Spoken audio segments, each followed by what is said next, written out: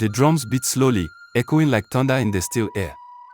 The entire compound of the Okonkwo family was filled with mourners. Some sat on mats, others on wooden benches, and a few stood under the mango trees that bordered the yard. The cries of women rose and fell like waves, tearing through the silence of the village. It was the day of the burial. Do you love African folktales filled with wisdom, mystery, and lessons from our ancestors? Then don't miss a story. Subscribe now to Africa Folktale by Rayman and journey with us through timeless tales that inspire, teach, and entertain. Click that subscribe button today and be part of the storytelling family. In the middle of the yard lay the coffin of Chika, Oda's husband. He was only 35 when death struck him down. Some said it was a fever, others whispered it was poison. Oda herself could not tell. One evening, he had walked into the house, clutching his stomach. By dawn, his body was cold beside her. Oda sat on the bare ground, her wrapper stained with dust. Her eyes were red, her lips dry, her body trembling. The women of the village, some of them her friends, surrounded her, wailing loudly, as tradition demanded. But Oda's tears were real. Each sob tore from her chest like a broken drumbeat. She had loved Chika. Their marriage had not been perfect, they had faced quarrels, moments of silence, struggles with money, but it was hers, and she had built her world around it. Now that world lay inside a coffin, about to be lowered into the earth. The master of ceremony, a tall elder with grey hair and sharp eyes, raised his staff and signaled for silence. The crying reduced to whispers. He spoke, "Today, we bury our son, Chika, whose life has been cut short. We mourn his passing, but we also seek the truth. Death does not visit without cause. Who killed our son? Was it sickness, or was it wickedness?" The words cut through Ada like a blade. She lifted her head, her tears blurring the elder's face.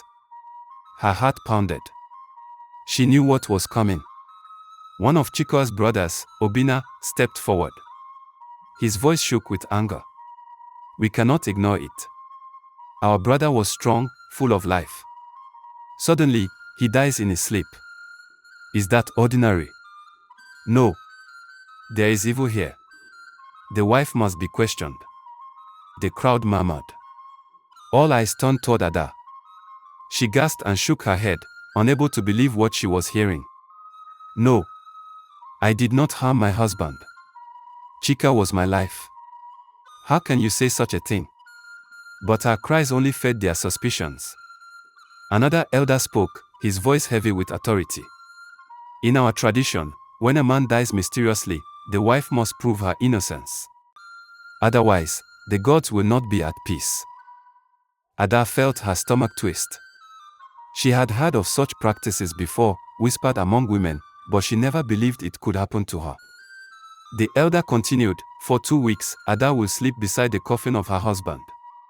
If she is guilty, the spirit of the dead will not rest, and calamity will expose her. After that, she must take an oath before the shrine, swearing she had no hand in his death." Gasps filled the yard. Ada's body went numb. Sleep beside the coffin. For 2 weeks. She could barely look at the wooden box that contained Chika. How could she lie beside it in the dead of night? She turned to her mother-in-law, Mama Chinya, hoping for mercy. But the old woman's eyes were hard, her lips tight.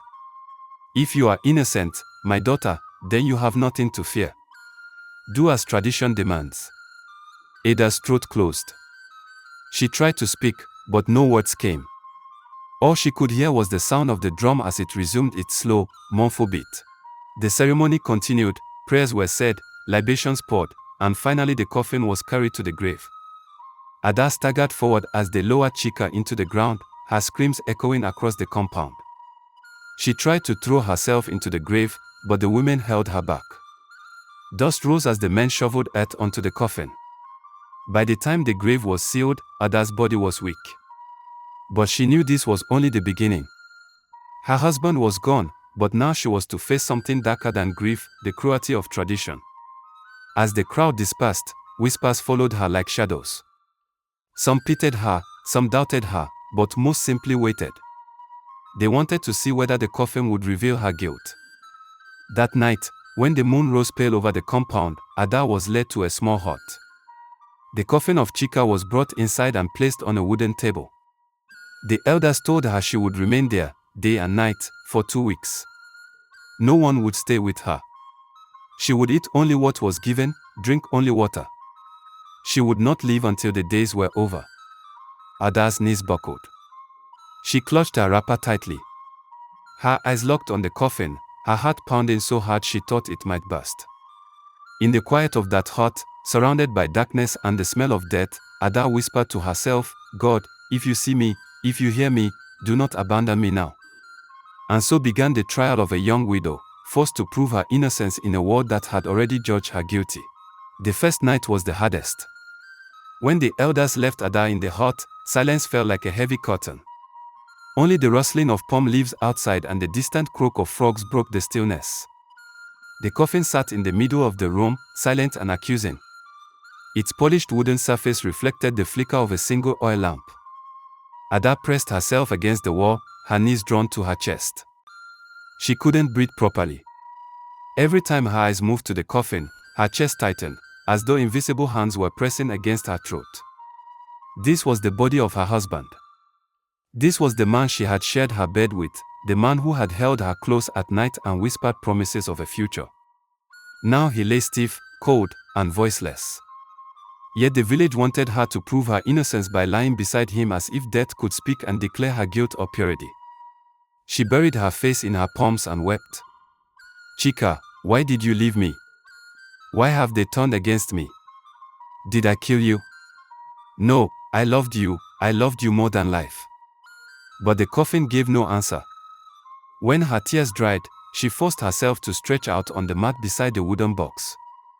Her body trembled violently. She closed her eyes, but images flooded her mind, Chika gasping on the night he died, his skin clammy, his lips pale. She had screamed for help, but by the time the medicine man arrived, it was too late. Now, lying so close to him, she felt as though his spirit hovered above her, watching, waiting. She shivered, pulling her wrapper tighter around her body. The minutes crawled into hours. Every sound outside, the hoot of an owl, the scratching of lizards on the mud wall, made her flinch. At some point, she thought she heard footsteps within the hut. She sat up sharply, her heart in her throat. But when she looked, there was nothing, only the coffin, silent and still.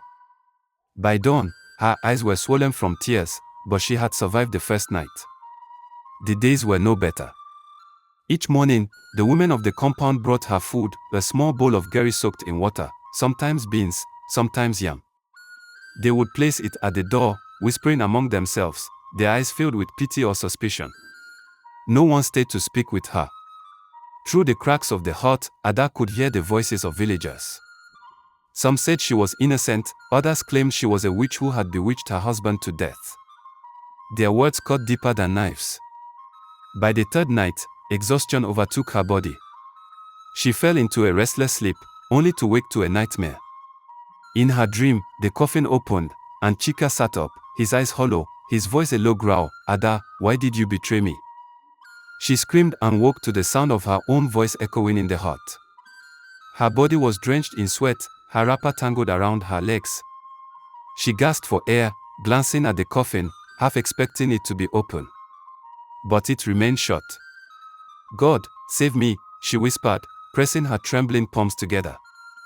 By the seventh day, Ada's body had grown weak. Her skin was pale, her lips dry. The confinement weighed on her like chains. She spoke to herself, to the coffin, to the silence. "Chika, if you can hear me, tell them the truth. Tell them I did not kill you. I was your wife, I was faithful. Must I suffer this shame?" Sometimes, she thought she heard whispers in the darkness, faint and chilling, but when she strained her ears, the hut was empty. She began to wonder if she was losing her mind. Outside, life continued. She heard children laughing, goats bleating, and men talking about the farm. Yet she remained trapped in that hut, a prisoner to grief and suspicion. On the 10th day, her mother came secretly at night. Mama Ada, old and frail, slipped into the hut, her eyes red with tears. She knelt beside her daughter, holding her hands. "My child," I begged them, but they would not listen. "They say tradition must be obeyed. You must endure, Ada. Only God knows your innocence. Be strong." Ada broke into sobs, clinging to her mother like a drowning child. For a few moments, she felt human again, not a criminal condemned by whispers. But soon, her mother was forced to leave, for if the elders discovered her visit, she too would be punished. Ada was alone once more. On the 12th night, the storm came. Rain pounded the roof, thunder roared across the sky, and lightning lit the hut in sharp flashes. The coffin seemed to glow each time the lightning struck, casting shadows on the mud walls. Ada curled into a ball, whispering prayers. But then, in the middle of the storm, she heard it, a thud. Her eyes flew open. The coffin had shifted slightly, as if moved by unseen hands. She froze, her body stiff with terror. Lightning flashed again, and she thought she saw the lid tremble.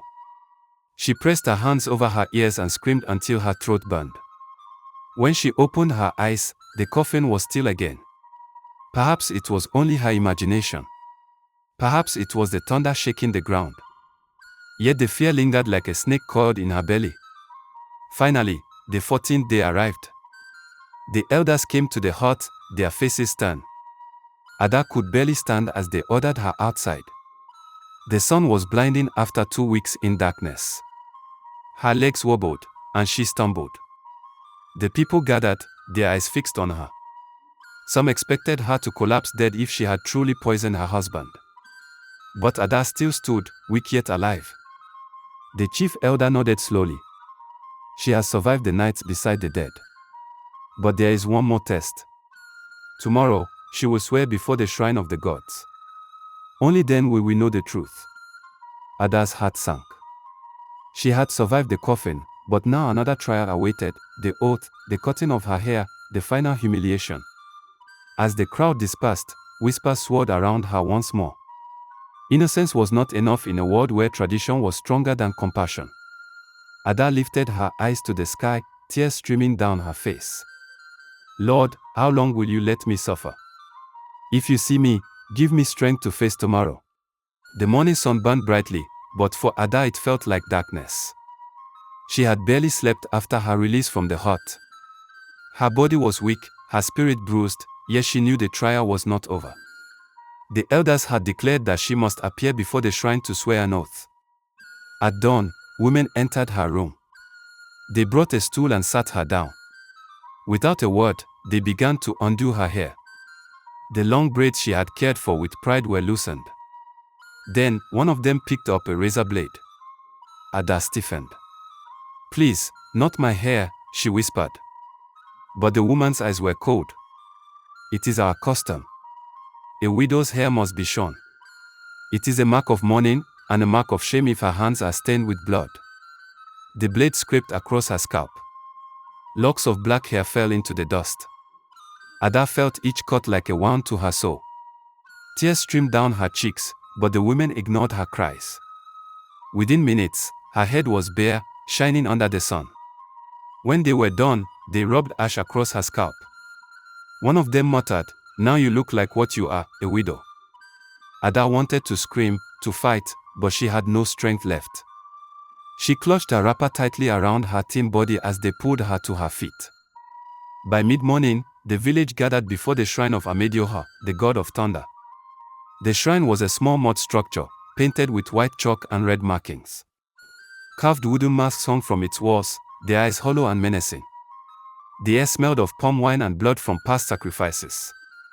The chief priest, an old man with white chalk smeared across his chest, stood waiting. His staff was adorned with feathers and cowries. His voice was deep as he called the assembly to silence. "Today, we bring Ada, wife of the late Chika, before the gods. She is accused of killing her husband. She must swear an oath of innocence. If she lies, the gods will strike her down." A murmur swept through the crowd. Some villagers leaned forward eagerly, as though expecting lightning to descend at once. Others shook their heads, pitying the young widow.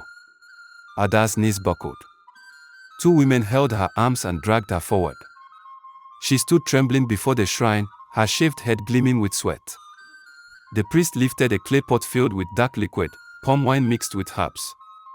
He dipped a feather into it and waved it before her face. "Repeat after me," he commanded. Ada's lips trembled. "If I killed my husband, let the gods strike me dead. If I poisoned his food, let my womb never bring forth life.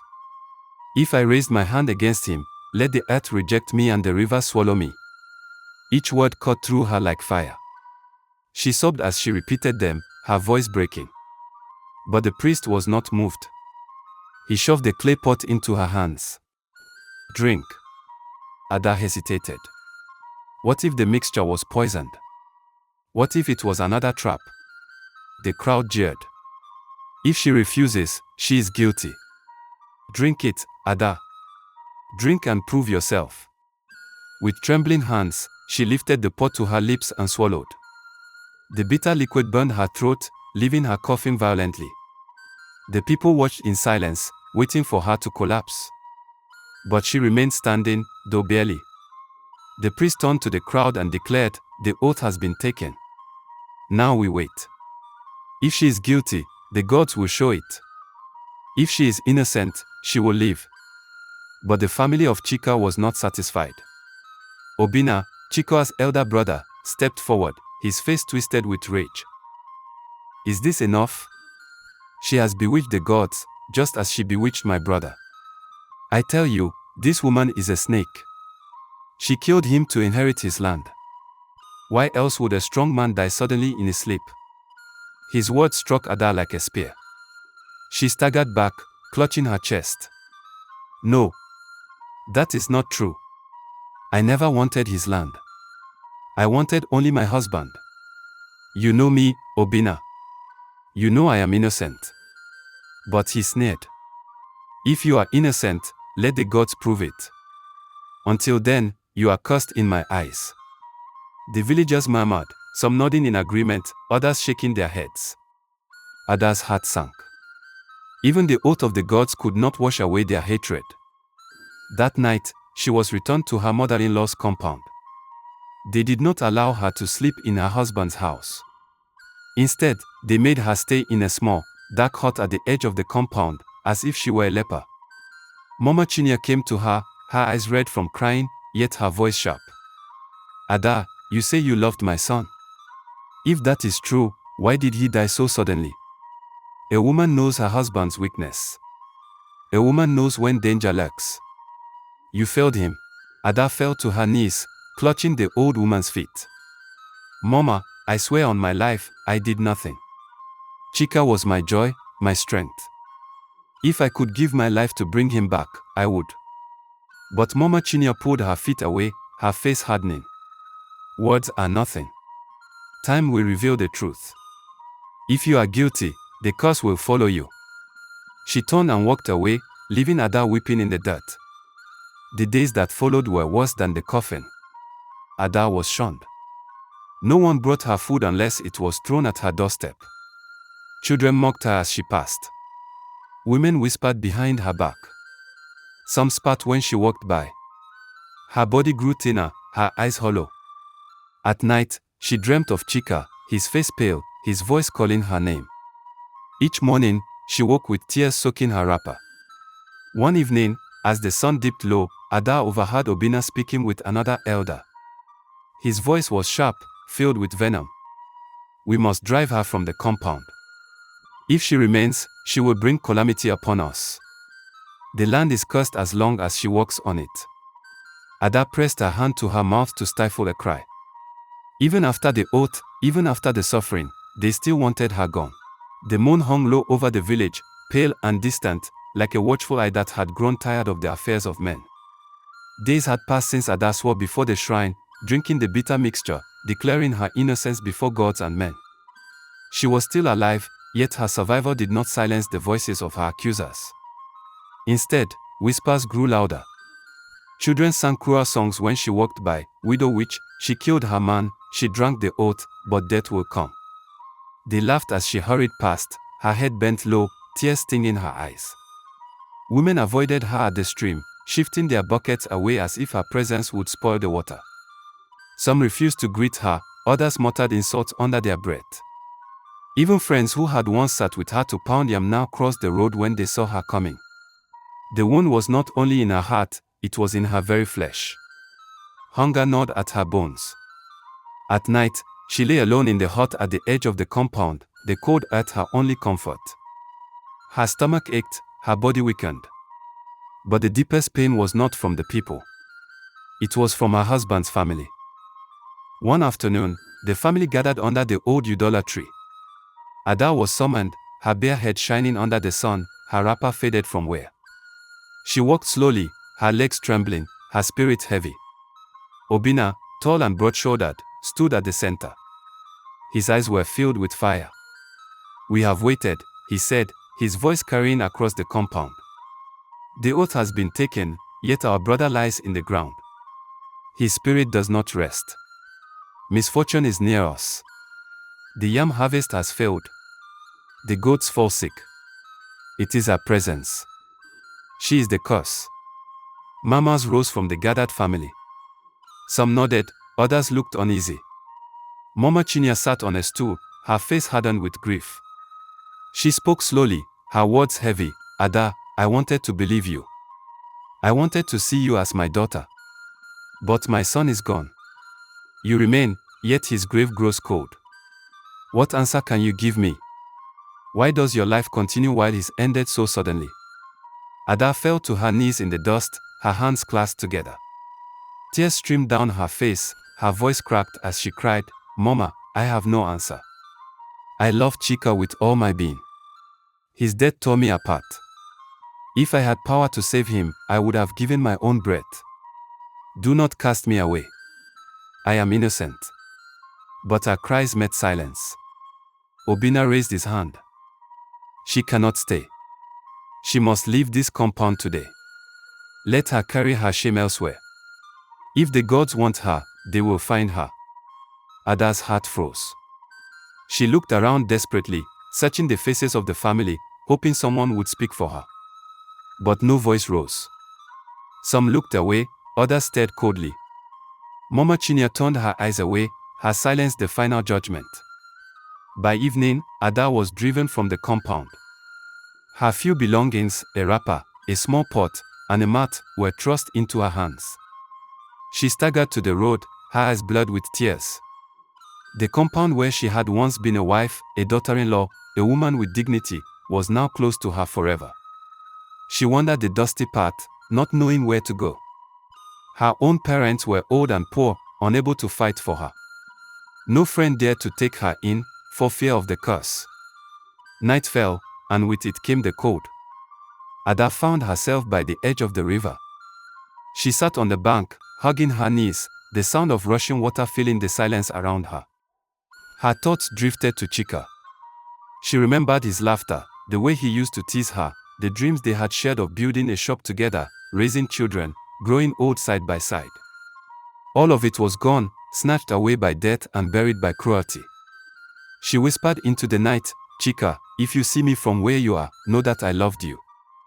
They have broken me, but my heart never betrayed you." The river answered with silence. Days turned into weeks. Ada wandered from village to village, begging for food, sleeping under trees, sometimes in abandoned huts. She grew thinner, weaker, her once bright eyes hollow with sorrow. Some pitied her, giving her scraps of food. Others chased her away, spitting curses as if she carried death on her head. Her hair began to grow back in patches, rough and uneven. But the wound in her heart never healed. One evening, she collapsed by the roadside. A farmer passing by found her lying there, her breath shallow, her body frail. He called for help, but by the time others gathered, her eyes had closed. They buried her by the edge of the forest, far from the compound she once called home, far from the man she had loved, far from the people who had cast her out. There was no ceremony, no drum, no morning songs. Only the sound of wind in the trees. Yet, in the village, her story lingered. Women whispered about her fate when they gathered at the stream. Some shook their heads, pitying her. Others warned their daughters in hushed voices, "See what happened to Ada. A widow's life is never her own. Tradition will strip her of everything." And so, her name became both a wound and a warning, a reminder of how cruel hands of custom could crush the innocent. Ada's life ended in silence, but her memory lived in sorrow. Moral of the story: Ada's life reminds us that grief should never be met with cruelty. When a woman loses her husband, she is already broken, yet tradition and suspicion can crush her further. Innocence means nothing when society chooses to condemn without proof. True justice is compassion, and true culture is love. A community that punishes the innocent in the name of customs plants seeds of sorrow that will one day return to haunt it.